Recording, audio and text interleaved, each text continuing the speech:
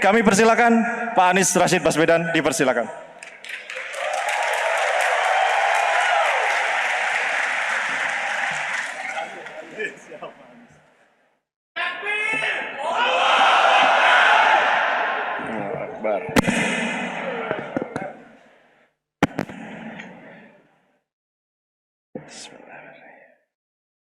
Assalamualaikum warahmatullahi wabarakatuh. Alhamdulillahi rabbil alamin. Wassalatu wassalamu ala sayyidina Muhammadin wa ala alihi wa ashabi ajmain. Rabbi shrah li sadri wa yassir li amri wahlul 'uqdatan min lisani yafqahu qawli. Raditu billahi rabba wa bil islami dina wabil Muhammadin nabiyya wa rasulah. Rabbi zidni ilman warzuqni fahmah. Amin. Amma ba'du. Jamaah Masjid Raden Patah rahimakumullah, senang sekali akhirnya saya bisa kembali ke Universitas Brawijaya, dan sejak datang tadi sambutannya hangat luar biasa.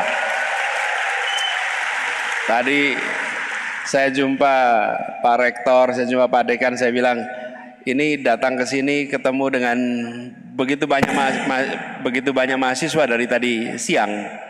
Rasanya seperti datang ke kampus sendiri. Suasana perubahan kuat sekali di tempat ini. Iya. Ya.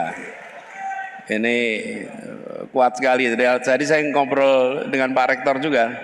Alhamdulillah. Sebelum kita ngobrol lebih jauh, saya ingin menyapa, terima kasih Ketua Takmir Masjid Bapak Muhammad Khalid Mawardi, Ketua Dewan Pakar Profesor Unti Lutikdo, Dewan Pembina, dan seluruh jajaran pengurus pembina Masjid Raden Patah yang sudah mengundang ke sini.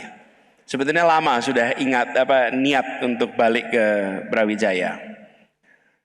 Cuman penjadwalan, dan secara kebetulan kantor saya di Jakarta itu namanya kantornya di Jalan Brawijaya. Jadi betul itu. Setiap kali dengar kata Brawijaya itu tempat semasa hari-hari kita beraktivitas. Hari ini kumpul kembali di sini, dan terima kasih yang datang dari mana-mana. Ada yang dari luar Malang datang? Mana yang luar Malang? Acungan tangan luar Malang. Masya Allah.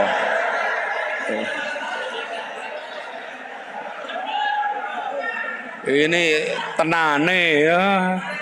Bener luar Malang? Hah? Coba diulang yang luar Malang, mana acungkan tangan? Masya Allah. Jadi ini muhajirin semua ya di sini. Ansornya Malang nih. Jadi terima kasih yang meluangkan waktu. Tadi saya jumpa ada dari Magetan, ada dari Pasuruan, sempat ketemu tadi, dan dari Solo.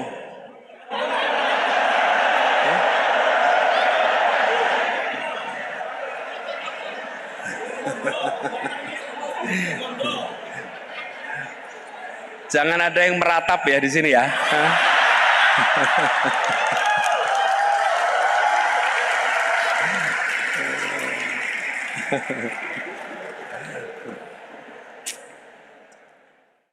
Masya Allah.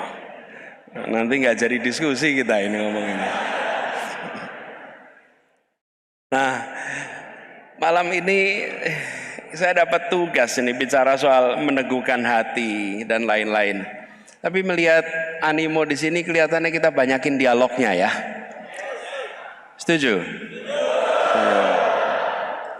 Setuju. Memang perlu lebih banyak dialog negeri ini.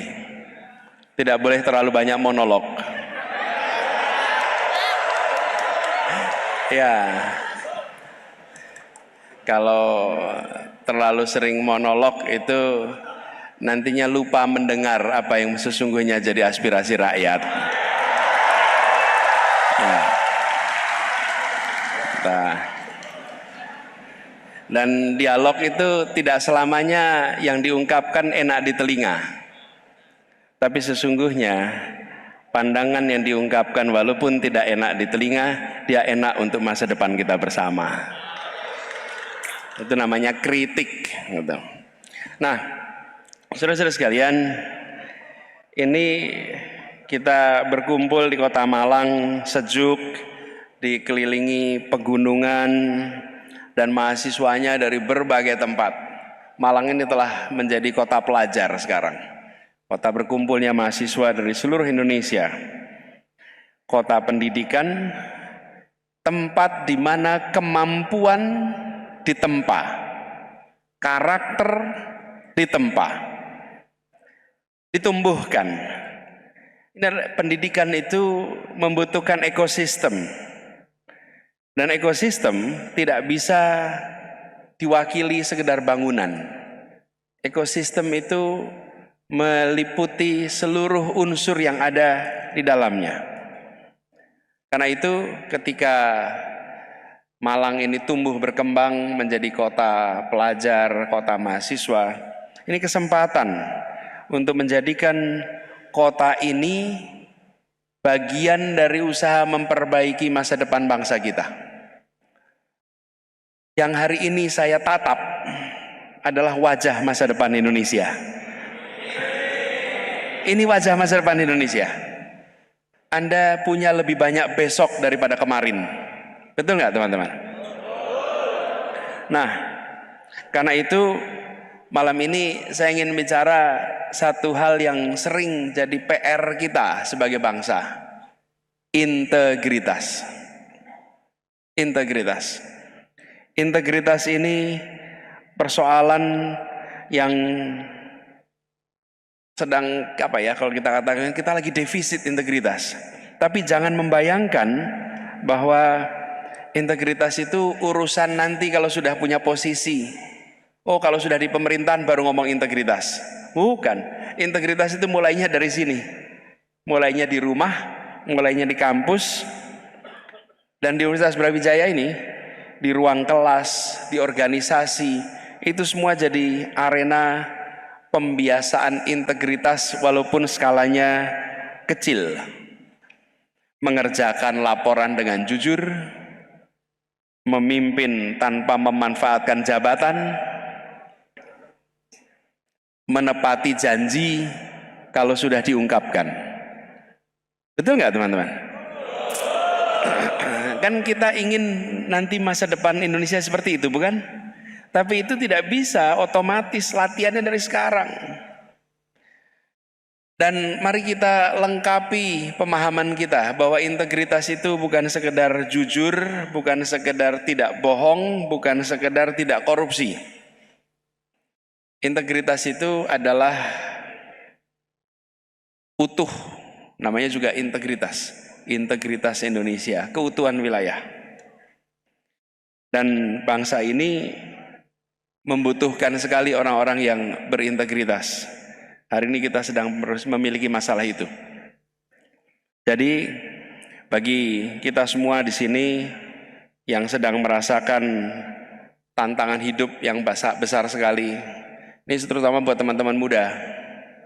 Setelah selesai kuliah, nanti mungkin akan bekerja. Mudah-mudahan lapangan pekerjaannya tersedia.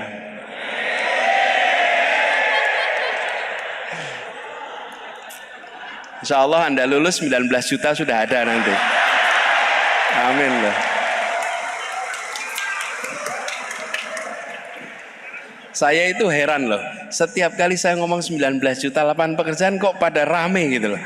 Loh, kan Anda senang bukan kalau ada 19 juta lapangan pekerjaan itu? Betul nggak teman-teman? Betul.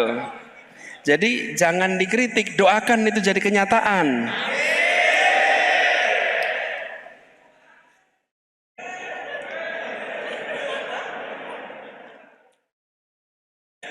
Sampai mana tadi? Ini. Kalau belok-belok itu terus lupa kembalinya Mas nanti.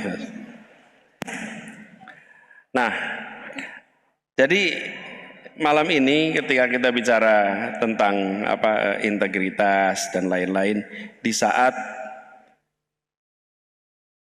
anak-anak muda itu punya dua dunia nih.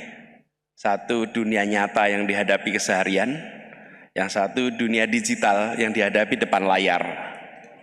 Dua ini ikut membentuk Anda semua. Ini kenyataan hari ini. Generasi Z menghadapi posisi seperti itu. Karenanya latihan penumbuhan integritas itu dimulai dari sekarang. Tadi sebelum masuk saya berbicara dengan teman-teman takmir dan menceritakan betapa banyaknya sekarang ini teman-teman yang sedang kuliah yang merasakan tekanan cukup besar. Tekanan ekonomi, tekanan kuliah, persoalan mungkin terkait dengan keluarga, terkait kampung halaman, tekanan itu besar. Teman-teman merasakan itu tidak? Saya dengar tadi tekanan cukup besar. Nah, saya ingin menyampaikan kepada semuanya, barangkali dalam kesempatan ini, bagi teman-teman yang masih kuliah, yang sedang menjalani proses belajar ini teman-teman, Anda bukan orang pertama. Sudah ada generasi sebelum Anda, sudah banyak. Karenanya saya sering mengatakan, kalau Anda menghadapi sesuatu yang berat di masa kuliah, jangan pernah merasa orang pertama merasakan itu. Bila orang lain sebelum Anda bisa, insya Allah Anda akan bisa melewatinya.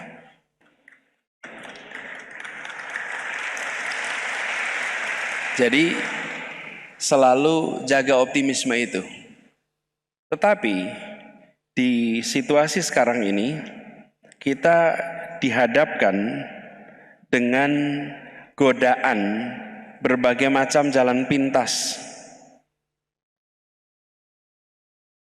Godaan jalan pintas itu hadir ketika ujian, ketika ada tugas. Jalan pintas yang paling sering muncul namanya plagiarisme. Plagiarisme untuk lulus cepat, nepotisme untuk naik posisi,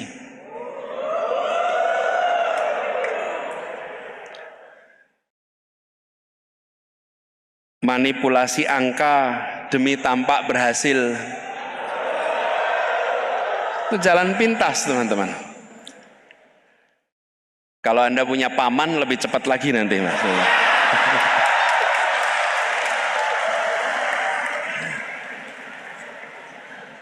Ini jalan pintas seperti ini itu merusak otot integritas. Seperti atlet olahraga yang tergoda pakai doping. Pakai doping untuk meraih medali. Apa yang terjadi? Badannya pun bisa rusak. Betul tidak teman-teman? Jadi, jangan gunakan jalan pintas itu. Jangan sampai begini teman-teman. Kita menyaksikan orang-orang di puncak-puncak kekuasaan menggunakan jalan pintas. Kita mengkritik, kita mengejek, kita mentertawakan. Tapi di saat yang bersamaan kita mempraktekkan di lingkungan kita masing-masing. Lingkungan kita masing-masing. Ujian cari bocoran. Jawaban cari dari teman. Ketika menulis cari joki. Ketika ada pekerjaan dikerjakan oleh orang lain. Banyak sekali praktek-praktek itu terjadi. Karena itu, yuk kita sama-sama. Yang di Brawijaya, insya Allah kejadian itu tidak ada. Dan itu artinya, seperti tadi tidak menggunakan doping. Mungkin melewati jalan itu bisa melelahkan, bisa kalah, bisa gagal. Tapi disitulah sesungguhnya kalau sebagai analogi otot itu ditempa, otot itu digembleng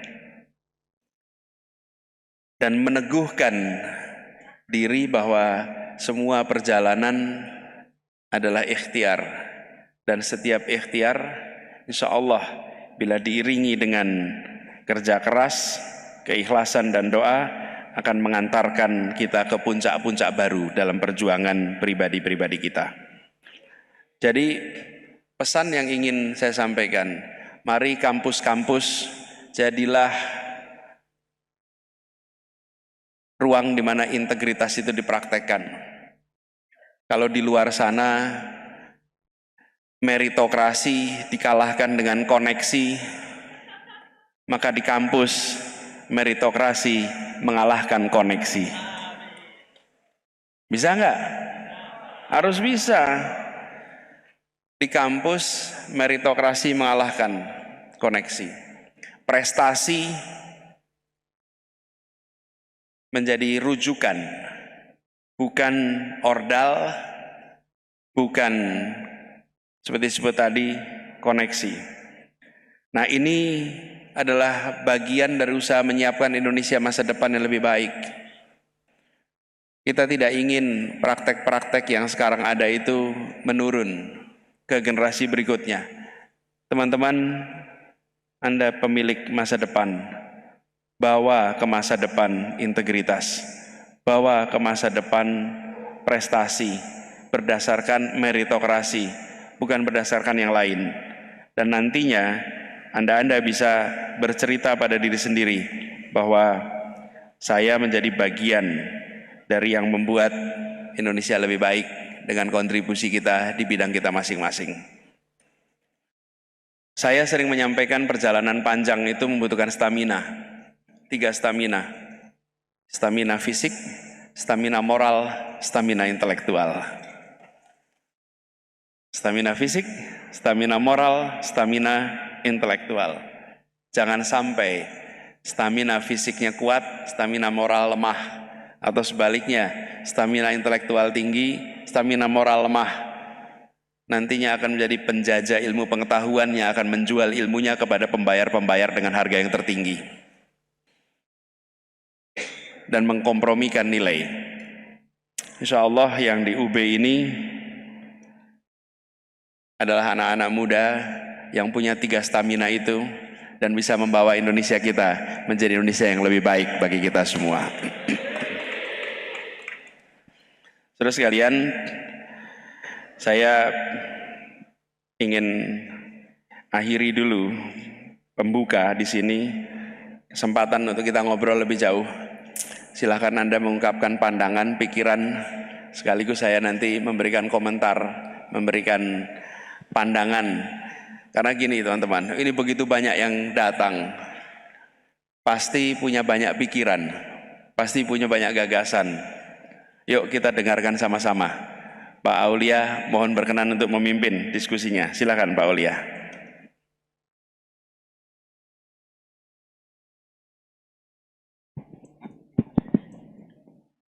Baik, terima kasih Pak Anies atas pembukaannya teman-teman tentang integritas ini sangat penting sekali menurut saya.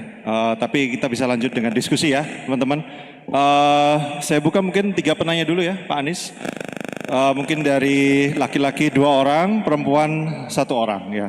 Oke, Mas ini yang pakai batik, kemudian ya Mas yang di belakang itu pakai jaket gelap, biru gelap. Oke, satu lagi yang perempuan.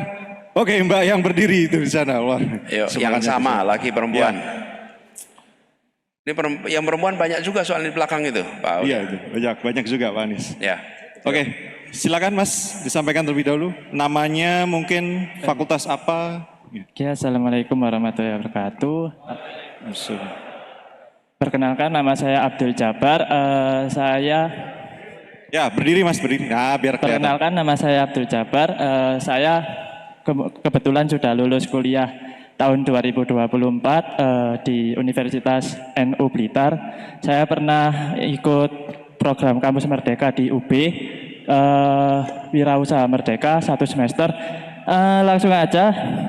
Di pertanyaan saya, kan tadi dikutip mengenai pendidikan. Nah, saya ini sekarang kebetulan guru honorer di suatu pendidikan SMK di Malang. Nah, yang saya tanyakan itu bagaimana, kan kalau di SMK sudah diajarkan mengenai hard skill.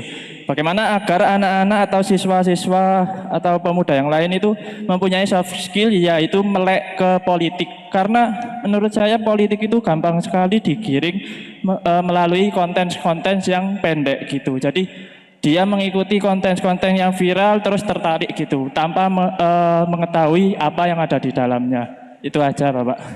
Jadi pertanyaannya apa? Pertanyaan saya bagaimana untuk memberikan tauladan mulai dari diri sendiri hingga ke orang lain agar kita itu bisa memberikan kesadaran mana yang berkualitas, mana yang kuantitasnya besar, baik itu di bidang politik atau apapun, dan mana yang kurang berkualitas tapi dia viral, yang sebaiknya tidak diikuti, begitu. Oke, baik. Jadi tentang konten ya. Konten mana, bagaimana cara memilah konten gitu Mas ya, yang bermanfaat dan yang tidak bermanfaat. Oke, terima kasih. Selanjutnya Mas yang di belakang tadi, Mas bisa dibantu panitia untuk batasan. Nah itu. Bisa ditekan dulu Mas tombolnya.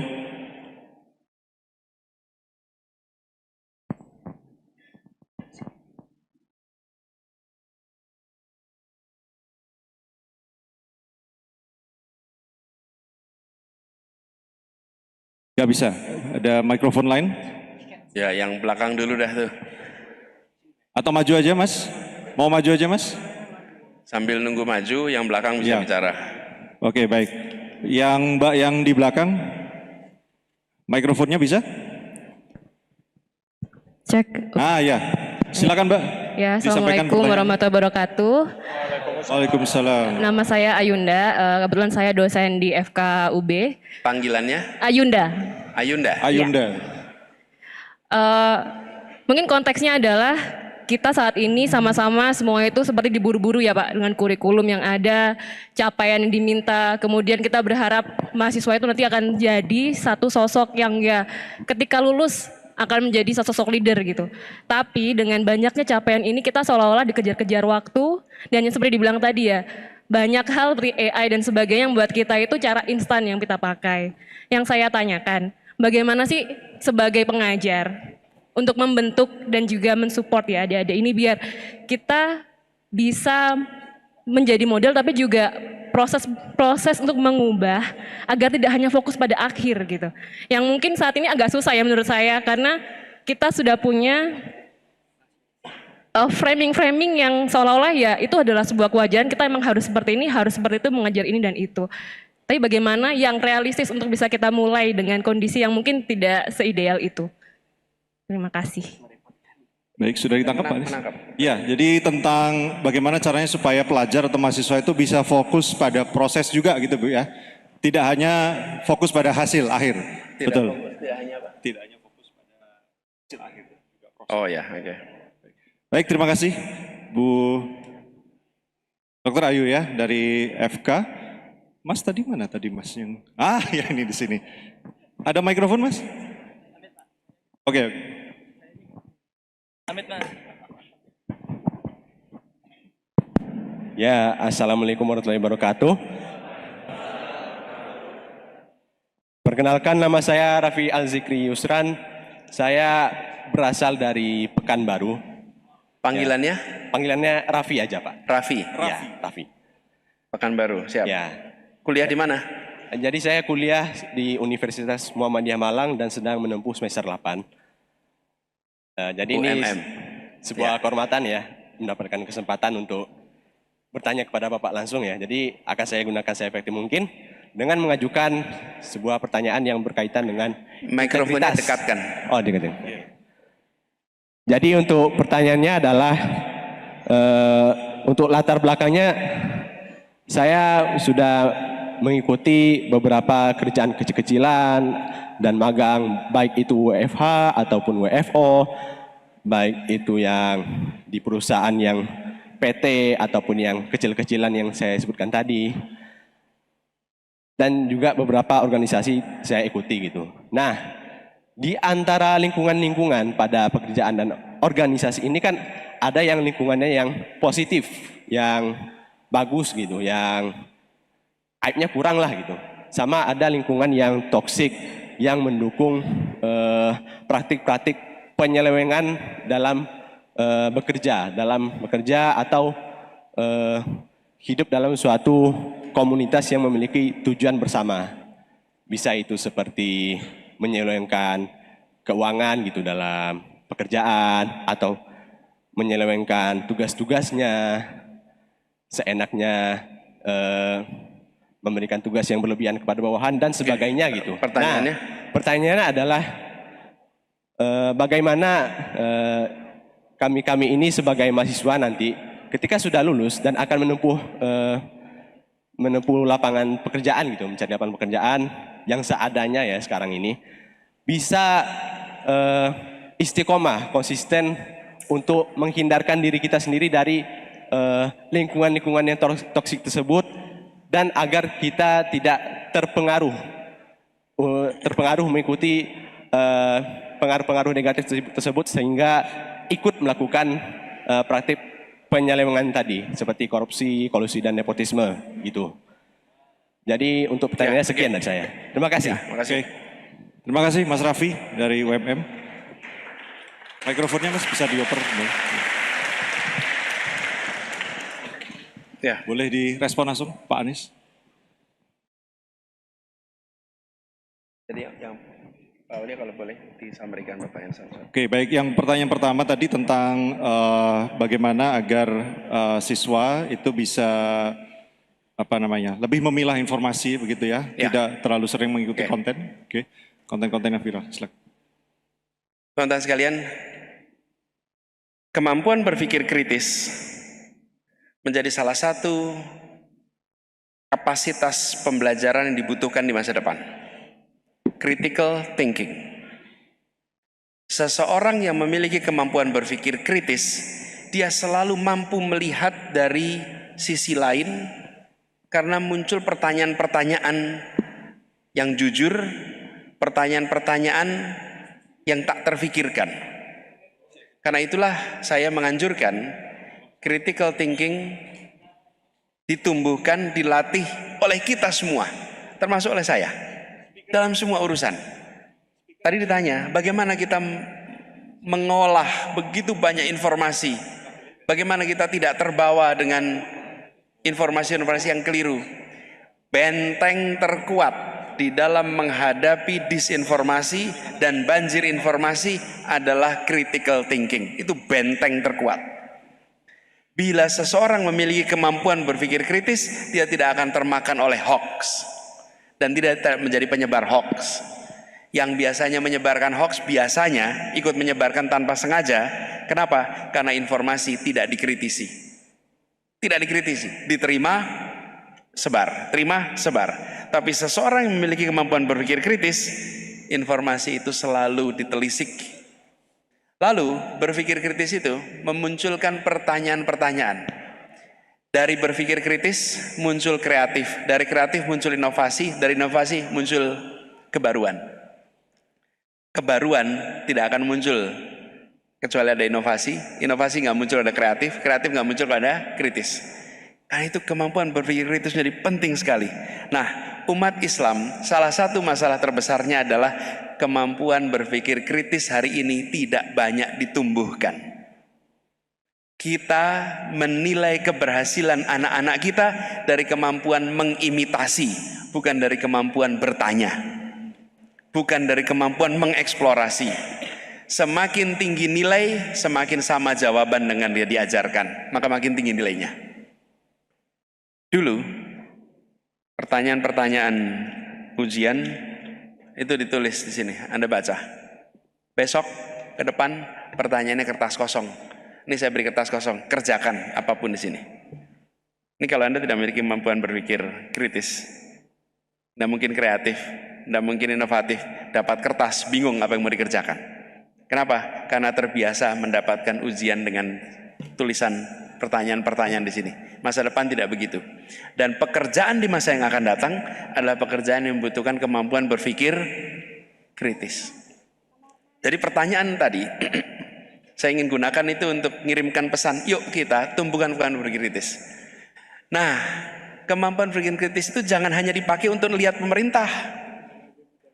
Kita kalau lihat pemerintah kritis, ya, ada ini kritis. Tapi kritis itu dalam semua hal.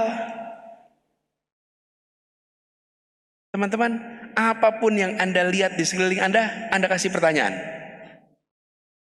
Di podium ini ada bendera Palestina, ada bendera Indonesia. Kalau mikir, kenapa dipasang di situ? Buat apa? Tanya aja. Kenapa pakai begitu? Kenapa dipasang di situ? Kenapa ini ada? Kenapa itu begitu? Itu teman-teman yang merangsang kita selalu berpikir mengapa ini terjadi. Dan itu nanti akan memunculkan ide-ide baru. Jadi jawaban pertama teman-teman, yuk kita tumbuhkan kemampuan berpikir kritis. Lalu yang kedua, kita menghadapi gelombang informasi yang luar biasa besar. Bisakah itu ditutup dengan sensor? Tidak bisa. Karena itu kita harus belajar memilah mana informasi yang dipakai, mana yang tidak. Dan universitas, institusi pendidikan sudah tidak bisa lagi melakukan blokade, nggak cukup. Karena ada begitu banyak informasi yang bergerak masuk. Bahkan saya sempat reflektif begini. Tidak ada tembok setebal apapun yang bisa menghentikan rasa ingin tahu. Rasa ingin tahu itu nggak bisa dibendung dengan tembok setebal apapun. Pasti rasa ingin tahu itu akan tembus. Lalu di mana kita membereskannya? Membereskannya justru dengan menumbuhkan kemampuan berpikir kritis agar bisa memilah informasi. Yang kedua, Ayunda, ya fokus pada proses bukan saja pada hasil. Saya rasa kita semua sama. Tapi bagaimana kita meyakini bahwa setiap proses pembelajaran itu prosesnya sendiri memberikan nanti bekal untuk hasil.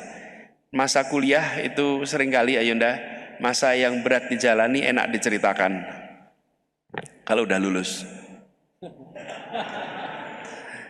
Kalau belum lulus apa yang mau diceritakan? Masa kuliah itu berat dijalani enak diceritakan kalau udah lulus. Anda belum lulus kan? Belum. Jadi belum bisa cerita, Mas. Masih baru berat-beratnya aja. Tapi poin yang saya ingin sampaikan di sini, proses pembelajaran itu seringkali terasa membebani. Saya malah justru mau bilang, kalau Anda kuliah dan ringan, malah jadi pertanyaan, ini Anda sesungguhnya kuliah apa tidak? Kalau kuliah pasti ada beban. Teman-teman yang pernah lihat orang punya otot di tangan, bisa nggak otot itu terjadi dengan duduk-duduk dan tidak menggerakkan ototnya? Nggak ada. Menggerakkan ototnya itu melelahkan, berat atau ringan? Berat, tapi jadi otot. Jadi fokus di proses hasil itu nanti akan mengikuti. Jangan sampai orientasinya pada hasil, prosesnya dilewati. Kalau itu dilakukan, nanti ujungnya ketika sudah besar suka seperti itu. Ambil doktor 1,5 tahun jadi doktor. Prosesnya dilewati, yang penting dapat doktor. Banyak sekarang yang melakukan itu yang saya sebut sebagai jelasin pintas. Yang penting dapat hasil. Itu ya. Bung Raffi, bagaimana istiqomah? Begini, ini pesan. Sesudah kuliah, Anda akan masuk dalam dunia nyata, bagaimana bisa istiqomah? Anda harus bersenyawa dengan nilai-nilai. Selama di kampus, Anda berada di dalam tempat di mana Anda internalisasi nilai. Saya sering bayangkan di luar sesudah kampus itu Anda harus ambil keputusan. Berada di organisasi, ada praktek-praktek menyimpang. Saya sering buatkan seperti diagram, benar, salah, baik, buruk. Kalau di kampus selalu ambil keputusannya benar dan baik. Benar salah itu nilai, baik buruk itu dampak. Kita ingin keputusannya benar, dampaknya baik. Di kampus kita hampir semua bisa begitu. Yang kita tidak boleh lakukan di luar sana adalah salah dan tidak baik. Tapi seringkali kita harus ambil keputusan tidak baik konsekuensinya, tapi benar nilainya. Seringkali juga kita harus ambil keputusan salah nilainya, tapi baik konsekuensinya. Di situ diperlukan kebijaksanaan. Nah, jadi istiqomah itu Anda punya nilai, Raffi. Pegang nilai itu. mungkin Anda kompromi. Tapi kalau Anda tahu punya nilai, Anda tahu melenceng, Anda tahu baliknya lagi.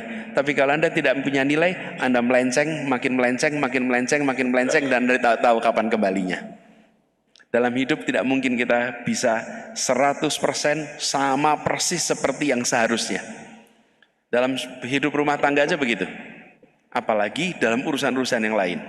Tapi kita tahu kalau melenceng, kapan harus kembali. Pegang itu sebagai prinsip, insya Allah Anda nanti bisa istiqomah dalam perjalanan ke depan. Oke, silakan pertanyaan berikutnya.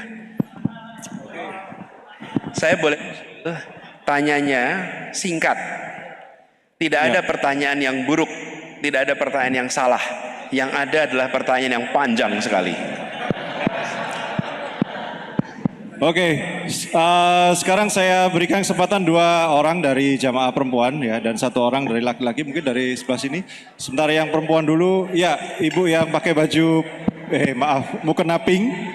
Dan 1 lagi mungkin, ya oke lah mbak yang di depan ini pakai kacamata ya. 1 lagi mungkin dari sini, oke.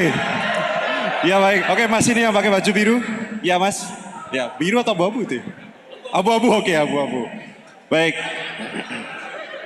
Ya. Silakan Mas, bisa berdiri Mas.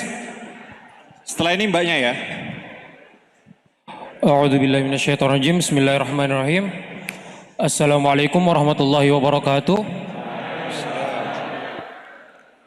Izin Pak, perkenalkan saya Zagar Hamidi Simamora dari Fakultas Kedokteran Universitas Brawijaya. Panggilannya Mas, panggilannya? Panggilannya Mora, Pak. Mora. Iya betul. Mora. Nah jadi Pak, karena pertanyaannya singkat saja, mungkin saya juga basa-basinya singkat aja Pak. Dalam Mikrofonnya yang dekat. Agak dideketin. dalam forum seperti Board of Peace ya Pak, karena tadi mau ngomongin tentang integritas. Seberapa penting sih integritas itu dimiliki oleh seorang pemimpin untuk membangun kepercayaan publik dan juga membangun kepercayaan antar pihak yang berkonflik. Dan 1 pertanyaan lagi Pak, kebetulan saya adalah mahasiswa Saintek Pak. Nah, karena saya mahasiswa Saintek, otomatis sulit untuk berkecimpung ke dunia politik Pak. Menurut Bapak, bagaimana peran saya atau apa yang seharusnya saya lakukan untuk membangun integritas dan kemampuan berpikir kritis saya agar saya dapat berkontribusi ke forum untuk perdamaian dunia Pak, begitu Pak. Mas. Dan Oke, baik. dan izin Pak, 1 lagi Pak, mohon maaf. Anda Dua dulu Mas ya. Anda mau kontribusi ke global. Ya. Izin Pak, kontribusi saya untuk berkecimpung ke perdamaian Pak, karena saya lihat di forum-forum perdamaian dunia seperti ini yang berdampak itu hanya pemimpin-pemimpin dunia saja Pak. Ya, ya. Oke. Baik. Terima kasih Mas Mora.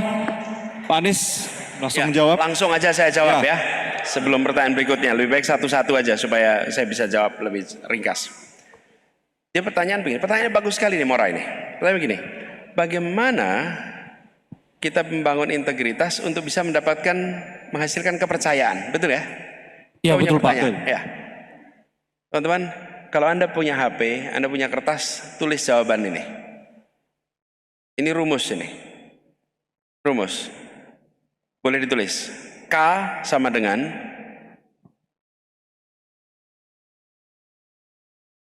K itu namanya kepercayaan, sama dengan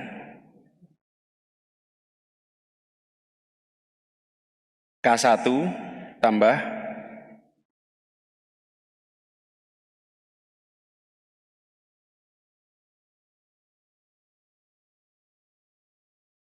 I tambah K2 kurangi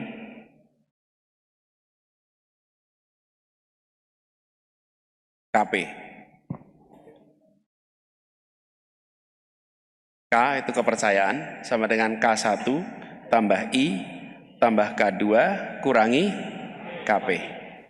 Oke. K1 apa kira-kira? Kompetensi. I apa? Integritas. K2 kedekatan. KP, kepentingan pribadi. Jadi kalau Anda ingin dipercaya, nomor satu, kurangi kepentingan pribadinya itu. Karena itu pengurang loh, sebesar-besarnya kompetensi, sebesar-besar integritas, sebesar kedekatan, kalau kepentingan pribadinya gede, kepercayaan turun. Mau contoh? Banyak.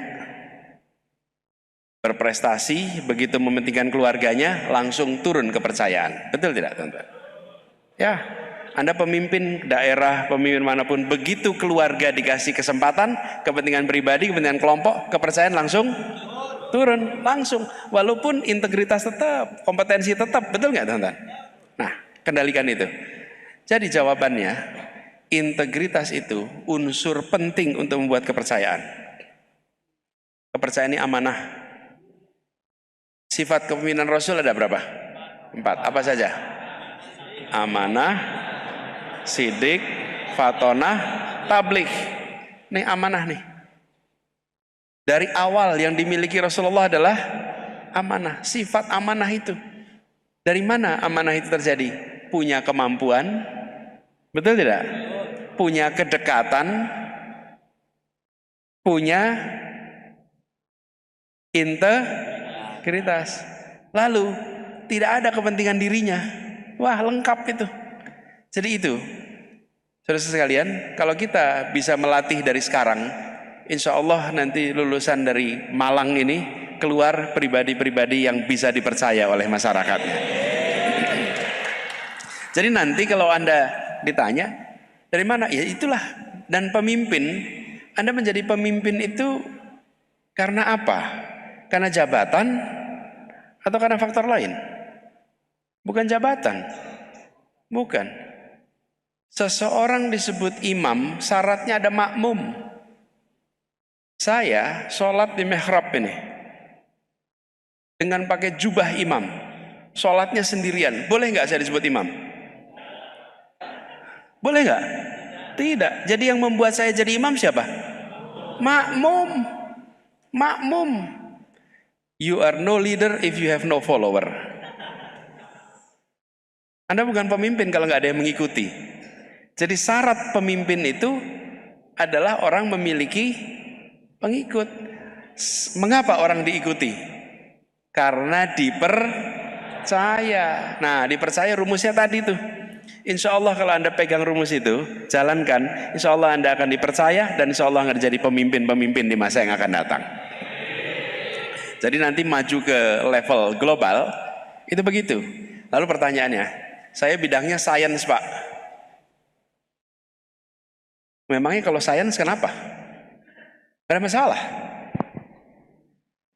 Di Malaysia, Perdana Menteri amat panjang, seorang dokter, namanya Mahathir Mohamad. Gak ada masalah. Menteri Luar Negeri Singapura adalah dokter mata. Jadi Menteri Luar Negeri. Ketika kompetensi yang Anda miliki dipakai untuk kepentingan orang banyak, maka Anda sudah berada di wilayah publik. Dan pada waktu itu tidak terbatas lagi dengan fakultas. Jangan pernah menganggap fakultas itu membatasi perjalanan Anda di masa depan. Fakultas itu adalah proses pembelajaran di sebuah bidang. Tapi jadilah pemimpin yang insya Allah akan bisa menggerakkan masyarakatnya di bidang apapun sesuai bekal Anda. Gitu kira-kira. Terima kasih. Yuk, berikutnya. Oke. Berikutnya. Tadi Mbak yang berkacamata, dan satu lagi Mbak. Mikrofonnya mohon bisa dibagikan yang perempuan. Ya, ini Mbak yang di depan. Mikrofon yang dekat ya, Dek. Ya, didekatkan ya Mbak. Baik, terima kasih atas kesempatannya. Sebelumnya perkenalkan Pak, saya Husnul Khotimah Rangkuti dari Fakultas Kedokteran Universitas Panggilannya? Brawijaya. Panggilannya Husnul. Panggilan? Husnul. Husnul. Husnul. Baik Pak, saya izin bertanya terkait fakta yang dimana saat ini kan tenaga kesehatan itu sudah sangat bekerja maksimal dalam melayani masyarakat. Tetapi ternyata di samping itu banyak sekali masih kayak keluhan atau tenaga kesehatan ini disalahkan. Nah sehingga tenaga kesehatan ini kan padahal juga dikenal di negara sendiri sebagai gaji mungilnya. Nah sehingga banyak sekali yang berpikiran, jangankan dari tenaga kesehatannya, bahkan dari para mahasiswa yang masih berkuliah juga sudah kayak menyusun rencana ingin mengabdi di luar negeri karena iming-imingnya lebih dihargai begitu Pak. Nah, menurut Bapak supaya pola pikir ini itu tidak terus berlanjut, bagaimana cara kami atau bagaimana motivasi yang tepat agar kami tetap terus semangat dan dalam berintegritas dalam melayani masyarakat di negara, dalam melayani orang-orang di negara sendiri. Terima kasih Pak.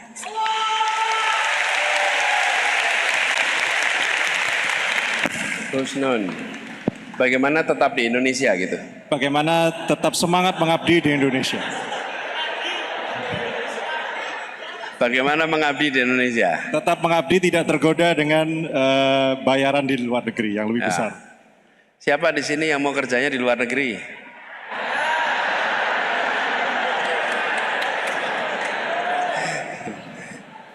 Kenapa mau kerja di luar negeri?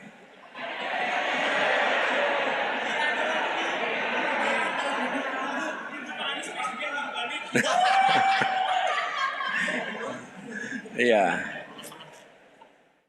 Gini teman-teman, memang PR ke Indonesia ini banyak sekali.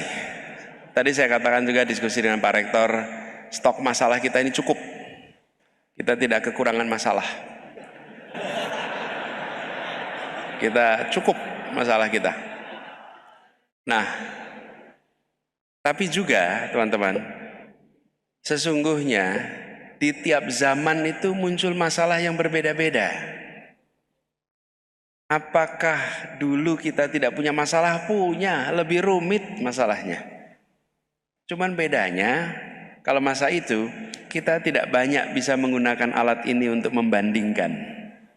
Hari ini dengan alat ini kita bisa membandingkan dengan cepat dengan tempat-tempat lain. Betul nggak teman-teman?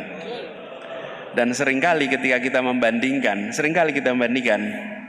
kelihatannya rumput tetangga sering terlihat lebih hijau daripada rumput kita. Betul nggak teman-teman? Bahwa rumput kita ada masalah, iya, tapi belum tentu rumput tetangga itu lebih hijau. Cuman dari jauh itu kelihatannya kayak lebih hijau. Nah, saya ingin sampaikan teman-teman, Indonesia ini adalah negeri dengan peluang yang luar biasa besar. Kesempatan berkembang luar biasa besar. Di Indonesia Anda bisa lompat cepat sekali di dalam meraih kesejahteraan. Kenapa? Karena kesempatan yang masih terbuka. Di negara industri yang pasarnya sudah bisa dibilang matang, seluruh aspek kehidupan telah terjadi aktivitas komersial. Ruang untuk mendapatkan peningkatan kesejahteraan itu lebih terbatas. Anda harus masuk dalam struktur, lalu Anda bekerja dalam struktur itu. Kenapa? Karena seluruh aspek kehidupannya sudah dikelola dalam pasar yang matang. Indonesia pasarnya sedang tumbuh, masih banyak sekali ruang-ruang yang terbuka, yang di situ Anda bisa lompat. Kalau apa? Punya entrepreneurial skill, punya kreativitas, punya network, itu cepat sekali bisa. Di luar sana yang sudah industri maju tidak. Kalau Anda membayangkan menjadi pegawai, Anda masuk, mungkin di awal Anda akan bisa merasakan lompat ke strata yang lebih jelas. Di Indonesia mungkin Anda kalah. Tetapi saya ingin garis bawahi teman-teman, valid yang disampaikan oleh Husnun tadi, bahwa banyak kita sekarang anak-anak muda merasa terganggu untuk berada di Indonesia bukan karena kesempatannya yang besar, tapi karena minimnya integritas dan meritokrasi. Betul nggak teman-teman? Kenapa? Karena saya ingin bekerja, tapi saya ternyata harus kompromi praktek korupsi. Saya ingin usaha, harus izin, harus nyogok, harus berikan setoran. Betul nggak teman-teman? Praktek-praktek ini yang membuat negeri kita dijauhi dunia internasional dan bisa ditinggalkan oleh anak-anak muda berprestasi di negeri ini. Yang berprestasi akan merasa kalau kami berada di sini kami harus kompromi pada praktek korupsi dan prestasi tidak dihargai, maka bisa keluar. Yang dari dalam nggak mau masuk. Jadi Husnun, ini adalah problem genting untuk Indonesia. Kalau Indonesia tidak membereskan, maka kita akan mengalami stagnansi di dalam perjalanan ke depan. dunia internasional meninggalkan, tidak ada orang mau investasi pada perusahaan Anda, pada kegiatan Anda ketika bukunya tidak jujur. Betul nggak teman-teman? Nggak mungkin. Kalau Indonesia laporan keuangan pemerintah tidak sesuai dengan fakta, tidak akan bisa dapat pinjaman. Betul nggak teman-teman? Kenapa rating-rating kita turun? Salah satu sebabnya karena diragukan datanya. Bahkan prediksi tentang penurunan harga minyak di Indonesia, di Asia, satu-satunya negara yang diberi tanda kutipnya itu apa? Tidak bisa diprediksi datanya, itu hanya Indonesia. Karena data kita belum tentu mencerminkan faktanya. Itu yang membuat dunia internasional sekarang menjauh dari Indonesia. Tadi satu kata, integritas. Yang kedua, meritokrasi. Meritokrasi itu apa sih? Posisi berdasarkan prestasi. Yang berprestasi dikalahkan. Dan ini teman-teman terasa sekali. Anda perhatikan, Indonesia di dalam Olimpiade kemarin, bisa dapat emas nggak kita? Dapat. Apa dapat emasnya? Panjat tebing. Panjat itu. Angkat besi. Apa lagi? Bulu tangkis ya. Perhatikan, semua sifat olahraganya tunggal, bukan bergu. Kenapa bergu kita nggak pernah berhasil? Saya mengalami ketika tugas gubernur. Pelatih-pelatih klub U15, U14 berkeluh kesah. Pak, kita membentuk kesebelasan. Titipan dari mana-mana datang. Akhirnya 7 berdasarkan prestasi, 4 titipan. Jadi kesebelasan. Tapi kalau tunggal nggak berani titip. Mau ikut Olimpiade Fisika, kita sampai internasional. Berani nggak titip untuk Olimpiade Fisika? Nggak bisa, nggak mungkin. Titip Olimpiade Matematika, bisa tidak? Nggak bisa. Panjat tebing, pakai titipan? Nggak bisa. Ini problem di kita, karena kita tidak pegang integritas. Jadi, Gus Nun, bagaimana menjaganya? Cari yang saya sebut tadi, pulau-pulau integritas. Cari institusi berintegritas. Banyak di Indonesia. Anda di dunia swasta ada. Di pemerintahan ada tapi minim memang. Tantangannya besar. Tapi kalau Anda petarung, pilihlah rute yang penuh dengan pertarungan. Iya.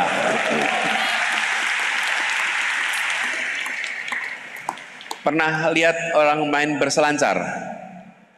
Dia membutuhkan ombak yang besar untuk bisa berselancar dengan baik. Iya, jangan takut, hadepin. Kita membutuhkan orang-orang berintegritas lebih banyak di dunia politik, lebih banyak di dunia pemerintahan. Di kampus juga begitu. Jadi Gus Nun, usul saya, pilih tempat-tempat berintegritas, berkarya di situ. Insya Allah itu jadi motivasi Anda untuk tetap mengabdi untuk Indonesia. Oke, udah berikutnya. Oke, Mbak tadi yang pakai mukena pink, boleh berdiri, Mbak. Mikrofonnya bisa disampaikan. Ya, agak dekat mikrofon ya, Mbak. Bismillahirrahmanirrahim. Assalamualaikum warahmatullahi wabarakatuh. Waalaikumsalam. Perkenalkan, nama saya Lia. Hari ini saya tidak datang sendiri. Alhamdulillah saya datang dengan, suami saya. Kebetulan kami ditemukan di BEM Visip UB. Kami alma mater dari BEM Visip UB. Lalu kami dalam prosesnya kami berkomitmen dan berikhtiar untuk membuat konten Bapak di platform sosial media kami yang bertajuk Gen Z Belajar Jadi Orang Tua.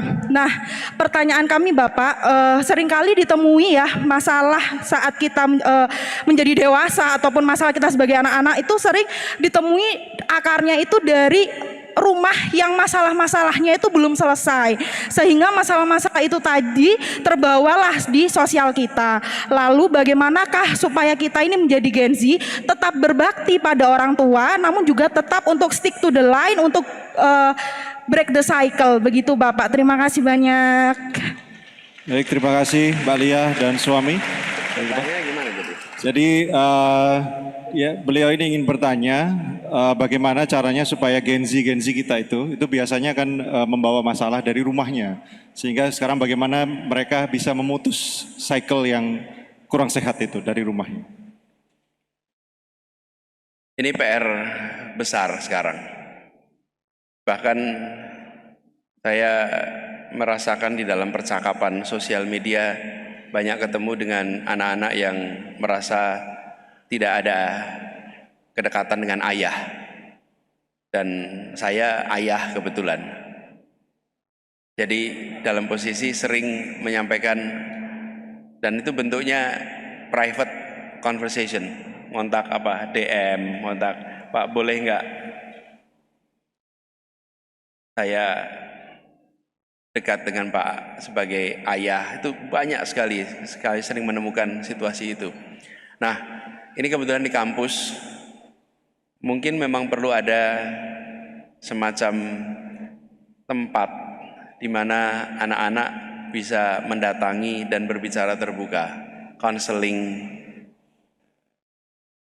tukar pikiran, tempat mendengarkan, di mana kekosongan yang munculnya sesungguhnya dari rumah tidak berkelanjutan.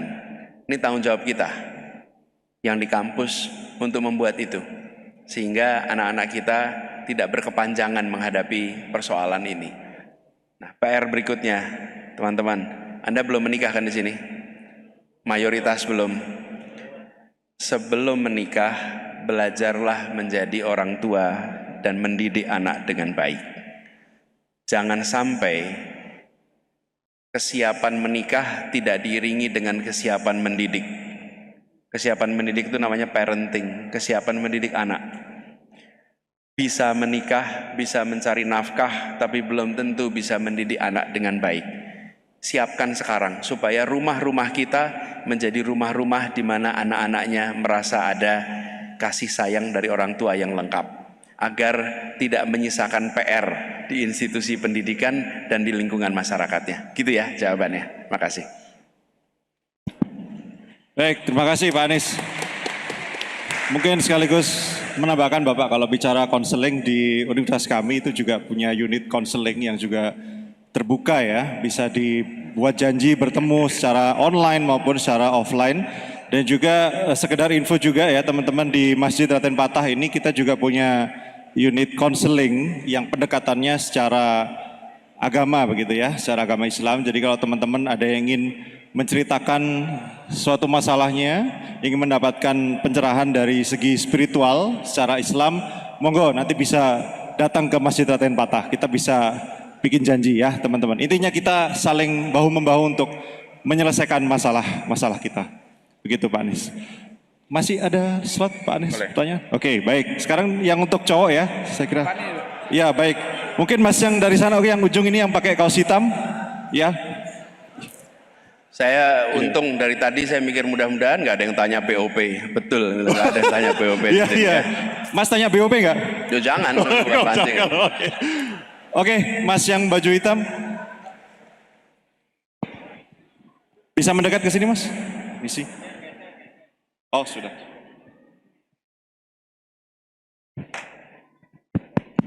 Oke, baik. Assalamualaikum warahmatullahi wabarakatuh. Waalaikumsalam.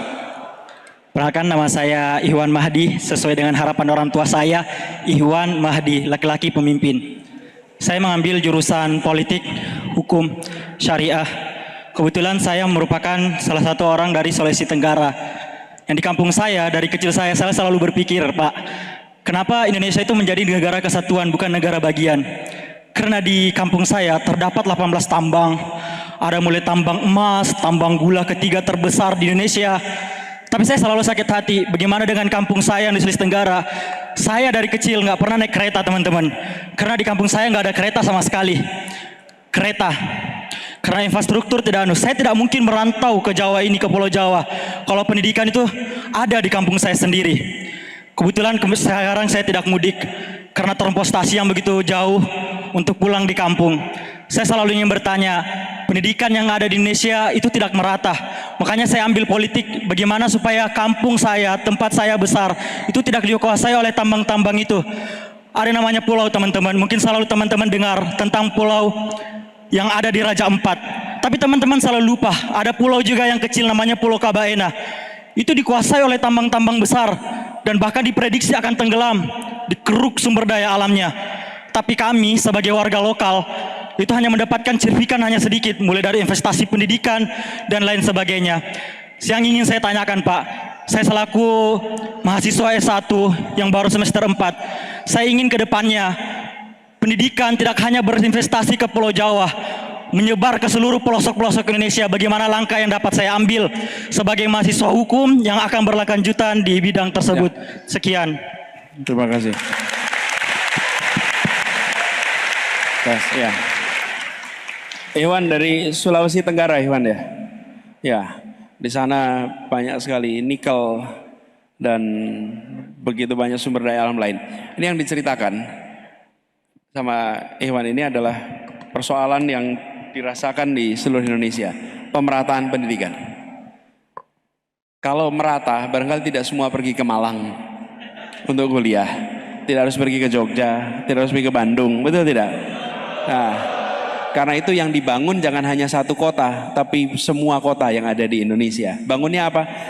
Pendidikan, kesehatan, itu penting sekali. Jadi yang Bung sampaikan benar, tapi itu tidak kemudian serta-merta masalahnya karena kita bentuknya kesatuan. Tidak serta-merta kesatuan.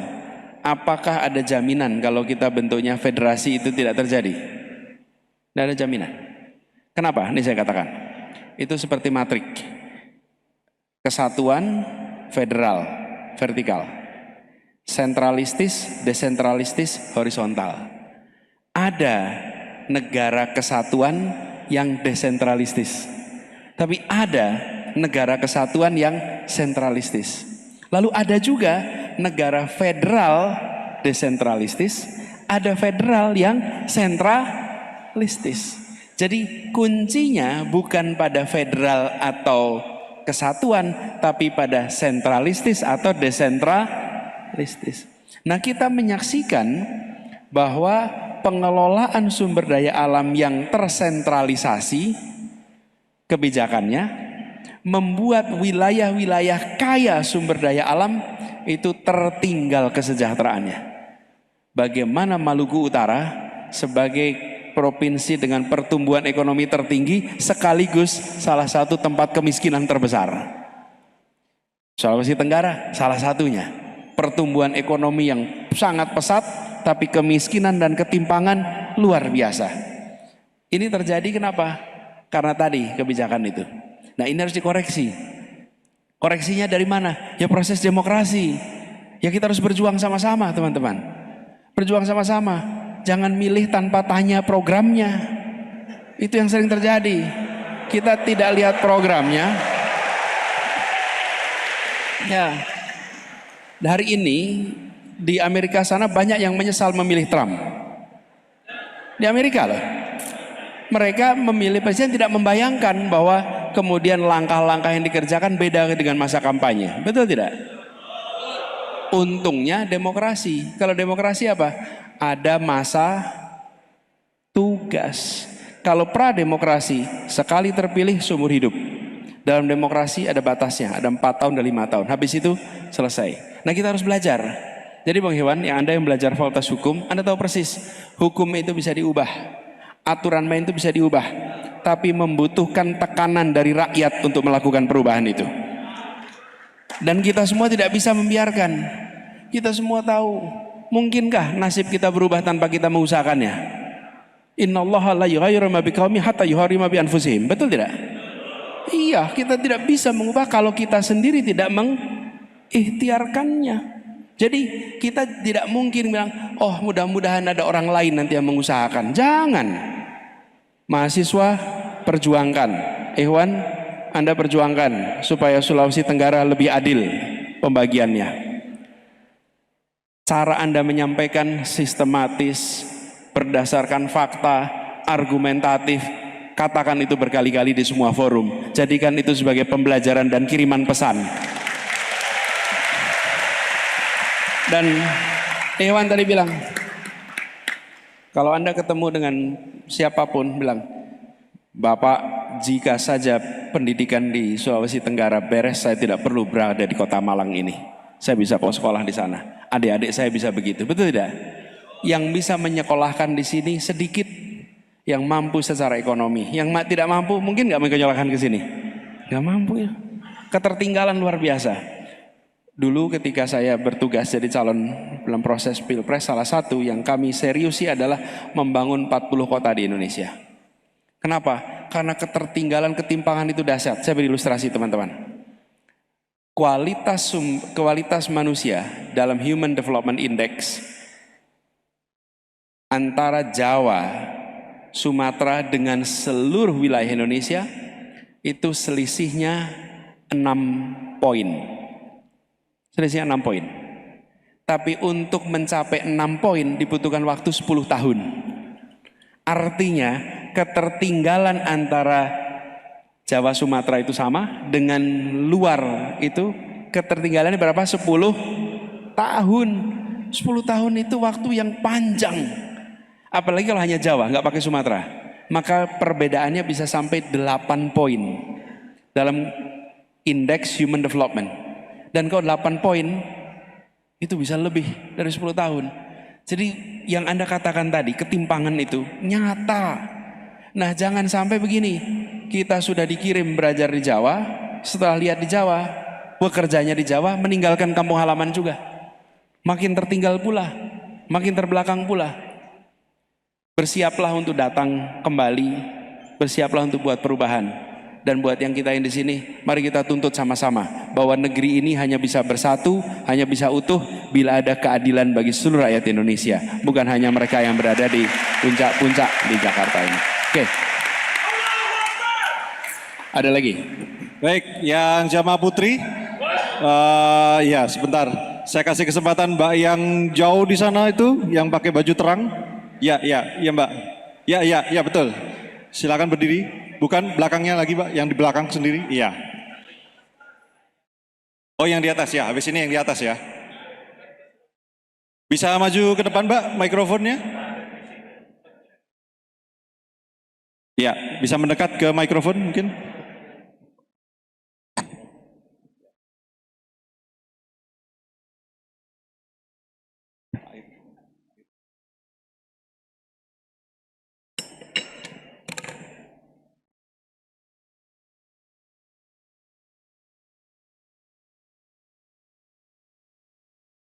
Ya, Mbak bisa, mana orangnya? Tes. Baik, Assalamualaikum warahmatullahi wabarakatuh. Agak maju Mbak, gak kelihatan Mbak. Boleh permisi agak maju sedikit. Nah, oke biar kelihatan. Ya, silakan Mbak. Baik, perkenalkan nama saya Amanda, saya dari Prodi S1 Fisika. Pertanyaan saya Bapak, seperti yang sudah disampaikan Bapak tadi, kita sebenarnya tidak sepenuhnya bisa 100% ya, yang namanya berintegritas. Mungkin kita akan belok, tapi kita berusaha untuk kita itu tetap, meskipun kita belok, kita akan tetap bisa balik ke titik originnya seperti itu, atau titik idealnya seperti itu. Tapi terakhir ini yang saya lihat, ada risiko-risiko tertentu, salah satunya yaitu terkait dengan politisasi yang itu berujung pada kriminalisasi. Contohnya, mungkin kasus orang terdekat Bapak, kasus gula atau kasus Chromebook, ya itu prediksi saya, tapi semoga salah. Jadi kasus-kasus itu cukup membuat saya sendiri bertanya, bagaimana cara kita untuk tetap berintegritas di tengah resiko adanya kriminalisasi atau politisasi tersebut. Terima kasih. Oke, terima kasih Pak. Pertanyaan terakhir, boleh kalau boleh. Oke, pertanyaan terakhir yang di atas. Oke, kita kasih kesempatan di atas ya teman-teman ya. Terima kasih ya. Oke, Mas yang pakai baju putih. Baju putih. Oh ya pakai baju hitam. Oke, baju hitam. Oke, satu. Langsung. Jadi mikrofonnya nggak ada ini ya tapi. Lompat. Kamu nggak berintegritas kamu.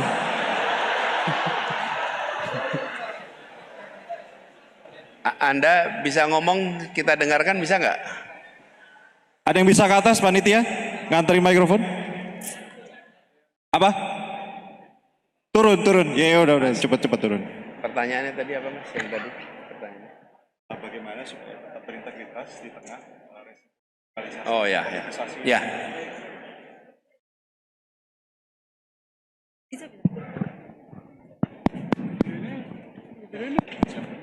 Ya, sambil saya jawab dulu ya ini. Bagaimana tetap bisa berintegritas di tengah kriminalisasi? Ini memang sedang masalah di tempat kita. Karena kita menyaksikan ada peristiwa-peristiwa hukum yang mengganggu kewarasan publik. Yang tadi diistilahkan kriminalisasi. Dan itu bukan dikatakan oleh kita, termasuk oleh Bapak Presiden. Bapak Presiden sempat menyatakan bahwa saya menggunakan hak amnesti dan abolisi untuk mengkoreksi tindakan-tindakan hukum yang berdasarkan motif politik. Jadi bukan pandangan umum saja, Presiden pun mengakui itu ada. Nah ini harus berhenti. Dan salah satunya teman-teman, jangan diam ketika ada kriminalisasi. Peristiwa yang dialami Tom Lembong, dan saya mengikuti terus dari dekat proses ini. Tidak akan bisa berhasil kalau tidak ada keramaian publik yang membicarakan itu. Jadi kalau ada saudara kita mengalami kriminalisasi, jangan diam, bersuara, membela, mengungkapkan, mempertanyakan. Karena itulah yang kemudian akan bisa membantu mengkoreksi. Itu satu. Bagi yang berada di dalam tugas, cara terbaik melindungi diri dari kriminalisasi adalah taat SOP.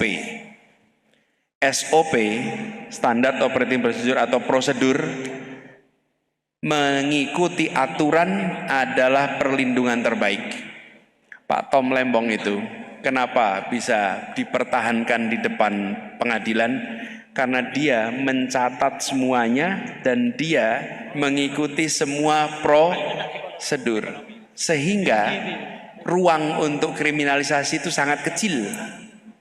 Problem yang sering kita hadapi adalah kita tidak taat prosedur. Kalau nggak taat prosedur, mudah sekali kita terjebak. Dan ketika kita terjebak di situ, maka muncul masalah. Karena itulah latihannya dari sekarang. Latihan dari sekarang. Kalau ada prosedur organisasi, diikuti dengan tertib. Karena nanti kita jadi terbiasa mengikuti prosedur. Semua yang berada di dalam tugas, baik perusahaan, swasta, maupun pemerintah, maupun di pemerintahan, prosedur itulah yang akan menyelamatkan kita. Nah, selebihnya kita berjaga. Bila ada kejadian, galang orang-orang baik untuk ikut membela. Dan itu yang sudah terjadi. Kemarin sudah terjadi berapa kali, mudah-mudahan tidak berulang lagi kriminalisasi itu. Oke, pertanyaan terakhir. Oke, Mas yang tadi sudah di bawah? Ya. Masnya tadi mana? Tes. Bismillahirrahmanirrahim. Mana orangnya? Oh, di atas. Kirain turun. Ya, Mas. Oke. Iya, di atas. Baik, bismillahirrahmanirrahim. Assalamualaikum warahmatullahi wabarakatuh.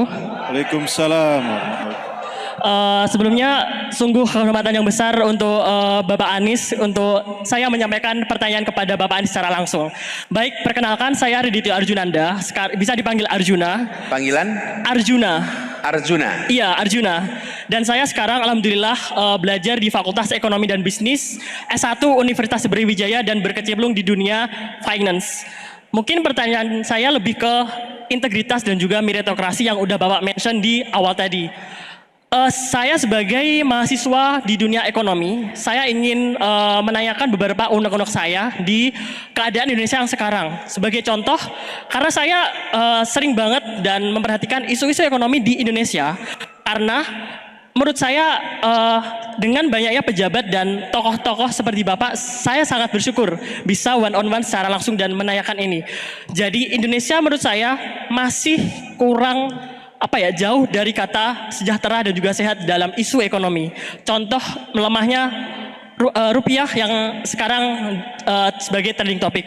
Nah mungkin dari Bapak sendiri, apakah ada masukan ataupun saran sebagai saya, mahasiswa di dunia keuangan dan juga ekonomi untuk memberikan masukan ataupun saran sebagai saya di dunia yang akan saya di jenjang karir di berikutnya. Karena saya ingin banget untuk menyejahterakan Indonesia di dunia yang udah saya pelajari sampai saat ini. Dan saya mempunyai niat bahwasannya Indonesia masih banyak banget potensi yang akan saya emban, dan di masa depan, di era emas nanti, saya harap saya bisa memberikan kontribusi yang lebih di dunia perekonomian dan keuangan di Indonesia yang akan saya tempuh. Apa? Terima kasih. Pertanyaannya apa? Pertanyaannya adalah mungkin Bapak bisa memberikan salah satu masukan atau saran ketika saya sudah berkecimpung di dunia ekonomi di masa depan nanti. Seperti itu. Terima kasih. Mau banget.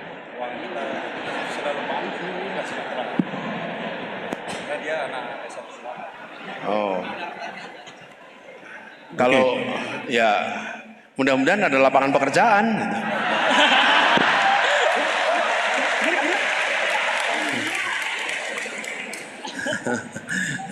Gini, teman-teman, Anda membayangkan tidak siapa kompetitor Anda di masa depan?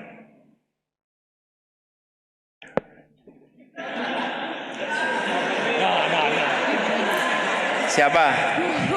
Kompetitornya siapa? Ini katanya AI katanya. Teman-teman, ada, kalau boleh saya usul, Anda proyeksikan kira-kira siapa kompetitor UB atau universitas-universitas di Malang di masa depan? Apakah alumni dari Malang juga saja atau siapa? Anda harus membayangkan kompetitor Anda di masa depan itu lulusan dari Tokyo, lulusan dari Australia, lulusan dari Amerika, lulusan dari Eropa. Mereka itu akan kembali ke Indonesia. Dan mereka akan kembali dengan membawa apa? Satu, pengetahuan yang terbaru. Pasti. Yang kedua, jaringan global. 3, kemampuan bahasa internasional. 4, mereka cenderung punya bekal secara finansial. Ini ke depan nih. Jadi usul saya, selama Anda di sini, alat ini jadikan pembuka masa depan. Jangan alat ini menjadi perawat masa lalu. Apa sih perawat masa lalu? Alat ini dipakai untuk networking dengan teman SD, SMP, SMA. Ini artinya dia menjadi alat untuk merawat masa lalu. Bila seseorang usianya di atas 60-an, nggak apa-apa gunakan ini untuk merawat masa lalu. Tapi Anda usianya 20-an, gunakan alat ini untuk membangun masa depan Anda. Nih. Jadi, pertanyaan sederhana, lokasi kuliah boleh di mana saja, tapi jejaring yang terbangun global, pertemanan terbangun global. Begitu Anda mengikuti di sini, pertanyaan sederhana, siapa teman Anda di sosial media? Apakah pusat-pusat penelitian di bidang Anda di seluruh dunia? Anda tidak perlu pergi kemanapun, tapi Anda bisa berteman dengan pusat-pusat. Kalau Anda tadi FEB misalnya, pertanyaan, Anda berteman tidak dengan penerima hadiah Nobel? Anda berteman tidak dengan penulis-penulis bisnis dan ekonomi terbaik dunia? Teman-teman, Anda tidak memerlukan kerumitan luar biasa untuk bisa menggunakan alat ini untuk membangun ke depan. Itu yang saya maksud, teman-teman. Anda proyeksikan ke depan kompetitor Anda punya kesempatan itu. Maka yang di sini jangan sampai kalah. Gunakan alat ini. Yang kedua, kuasai bahasa internasional. Kuasai bahasa internasional. Apa saja bahasa internasional itu? Bisa bahasa Inggris, bisa bahasa Arab, bisa bahasa Mandarin, bisa bahasa, bukan bahasa asing, tapi bahasa internasional. Bahasa Kamboja itu bahasa asing. Bahasa Vietnam itu bahasa asing, tapi bukan bahasa internasional. Anda kuasai bahasa internasional, karena itu akan menjadi paspor Anda untuk berinteraksi dengan global. Jadi satu tadi, jejaring global. Yang kedua, yang ketiga, tadi dibilang, teman-teman semua harus menguasai artificial intelligence. Ini adalah masa depan, tidak bisa ditolak. Tapi jangan Anda merendahkan diri sendiri dengan menyerahkan AI menggantikan kita. Jadikan AI sebagai partner, jadikan AI sebagai asisten pribadi, bukan sebagai pengganti karya kita. Begitu itu dikerjakan teman-teman, Anda akan mendapatkan semua hal yang paling terkini di bidang Anda. Itu yang saya maksud. Sehingga teman-teman maju ke depan, Anda memiliki kemampuan untuk bisa berkompetisi dengan siapapun. Kalau kita membayangkan masa depan itu kompetitor kita hanya sesama yang kuliah di sini, sesungguhnya Anda sedang ketinggalan zaman. Zaman sedang bergerak cepat, kompetitor Anda bukan sesama alumni Malang saja, tapi kompetitor Anda justru berada yang datang dari berbagai tempat seluruh dunia. Apalagi di masa yang akan datang dengan digital, karya yang dikerjakan di Indonesia akan di-benchmark dengan yang dikerjakan di luar Indonesia. Karena Anda akan memasuki wilayah di mana integrasi global market itu sudah terjadi. Jadi teman-teman, buat teman-teman semua yang di sini, bersiaplah, kompetensinya global, jaringannya global, bahasanya internasional. Dan saya titip belajar bahasa internasional sekarang. Jangan kalau sudah lulus nanti. Sudah lulus sulit lagi, apalagi kalau sudah menjabat. Lebih susah lagi nanti. Betul itu? Iya. Ini saya serius teman-teman. Anda belajar bahasa internasional sekarang. Bila Anda belum, maka kerjakan sekarang. Bisa bahasa Arab, bisa bahasa Inggris, bisa bahasa Mandarin. Benar-benar ini titip. Kenapa teman-teman? Ini paspor. Lalu saya ingin usul sebenarnya di sini. Berapa di antara teman-teman di sini yang punya paspor? Acungkan tangan. Yang punya paspor. Punya paspor. Turun. Yang tidak punya paspor, acungkan tangan. Nah, saya usul yang belum punya paspor, bikin paspor. Bikin paspor. Dan gunakan kesempatan untuk Anda sesekali pergi ke tetangga kita sebelah untuk lihat Indonesia dari luar, untuk Anda menyaksikan ini loh wajah kompetitor kita di masa yang akan datang. Sekali saja, cukup pergi ke Surabaya, Anda akan bisa dapat. Dan hari ini penerbangan sangat murah. Pergi ke negara tetangga kita, lihat itu, supaya apa? Kita memiliki bayangan masa depan kita, tantangan seperti apa.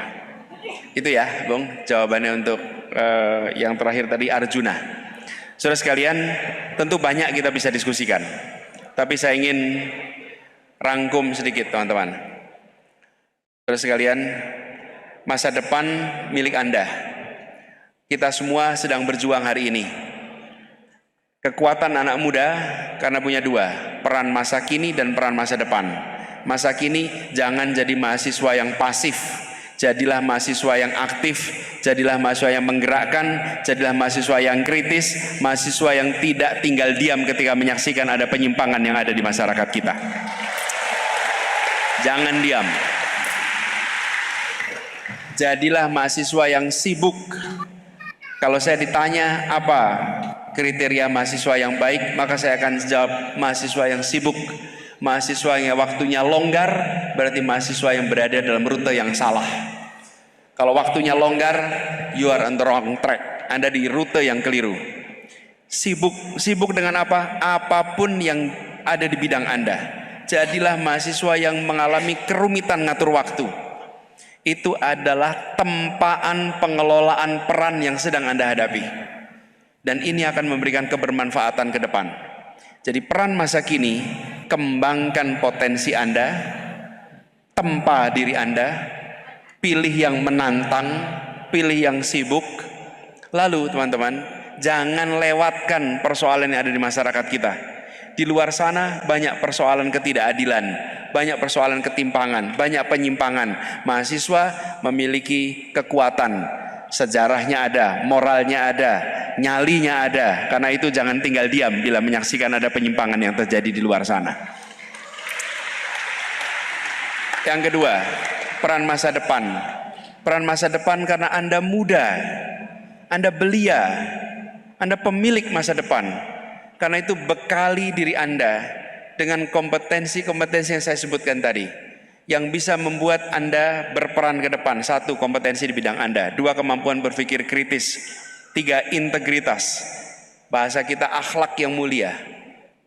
Bekali itu, karena ini perannya ke depan. 2 ini dijalankan teman-teman, maka Anda akan menjadi mahasiswa yang optimal. Nanti rekam jejak akan mengikuti perjalanan Anda. Bahkan kalau dalam beberapa kesempatan saya sering usul kepada teman-teman yang masih mahasiswa, susun CV. Buatlah CV. Tapi CV-nya jangan ditulis tahun 2026. Tulislah CV-nya tahun 2046. Seakan-akan Anda sudah hidup di tahun 2046. Pertanyaannya, rumah saya di mana? Karya saya apa? Pekerjaan saya apa? Pengaruh saya apa di tahun 2046? Menulis CV tahun itu, ditulisnya sekarang. Itu sebagai bayangan imajinasi Anda ke depan. Tidak perlu diposting dimanapun juga. Tidak perlu dikirimkan kepada siapapun juga. Tapi itu ditulis sebagai proyeksi ke depan. Ini loh peran-peran yang akan saya kerjakan.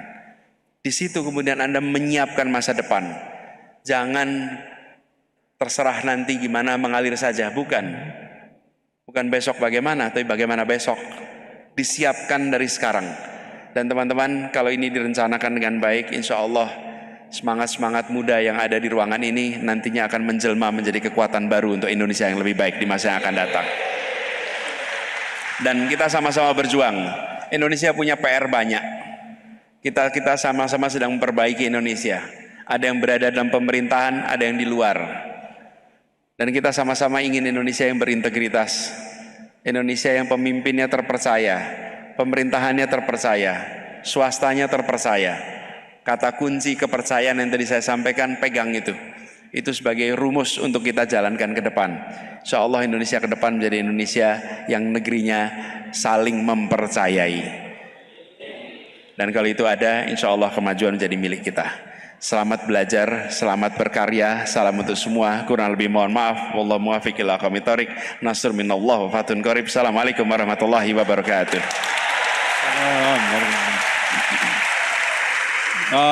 Pak Anies mohon tetap di sini karena ada sedikit souvenir yang akan disampaikan dari Takmir Masjid Raden Patah, akan disampaikan oleh Ketua Takmir Bapak Muhammad Khalid Mawardi PhD. Monggo silakan Pak Anies dan Pak Mawardi. Baik.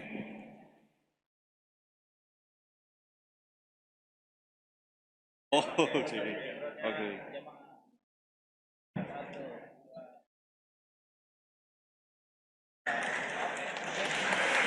Baik. Terima kasih banyak Pak Anies Rashid Baswedan.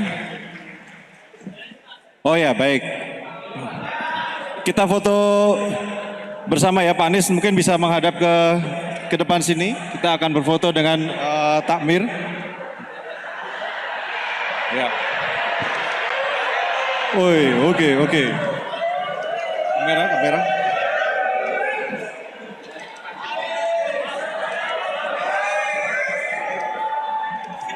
Oke, Bapak mungkin bisa ngadap ke sini. Kita foto bersama dengan para jamaah sekalian. Silakan kameramen. Duduk, teman-teman duduk semuanya, duduk. Ya. Please, have a seat, duduk ya, duduk.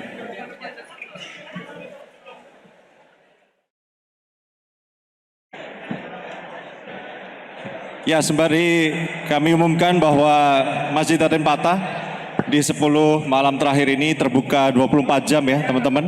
Dan kita juga menyediakan fasilitas makan sahur, warung sahur gratis selama 10 malam terakhir. Jadi kalau teman-teman ingin melaksanakan Qiyamul Lail sampai sahur, insya Allah kami sediakan makan sahur gratis untuk semuanya. Jadi silakan datang ke Masjid Raden Patah UB menghabiskan Ramadan di malam-malam terakhir ini. Dari panitia kami mohon maaf, semoga bermanfaat dan semoga memberikan berkah dan pahala bagi kita semua. Kami akhiri, wassalamualaikum warahmatullahi wabarakatuh.